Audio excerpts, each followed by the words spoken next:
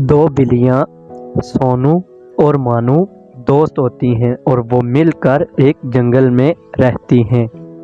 एक दिन दोनों बिल्लियाँ पायल पहनकर जंगल में घूम रही हैं। वहाँ उन्हें एक बंदर भी मिलता है जो वहीं पर रहता है। बंदर का नाम मस्ताना बंदर होता है। बिल्लियाँ बंदर को देखकर मुस्कुराती हैं और उसे अपना दोस्त बनने का कहती हैं। यूं बंदर बिल्लियों का दोस्त बन जाता है।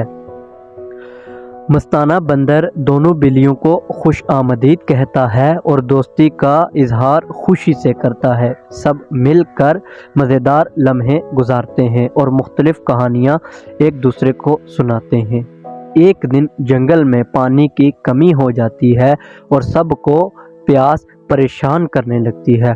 दोनों बिल्लियाँ और बंदर मिलकर एक चश्मे की तलाश में निकलते हैं और आखिरकार वो मेहनत से एक चश्मा ढूंढ लेते हैं। दोस्ती और हमदर्दी का मुजाहिरा करते हुए वो सब मिलकर पानी पीते हैं और खुशी से ज़िंदगी गुजारते हैं।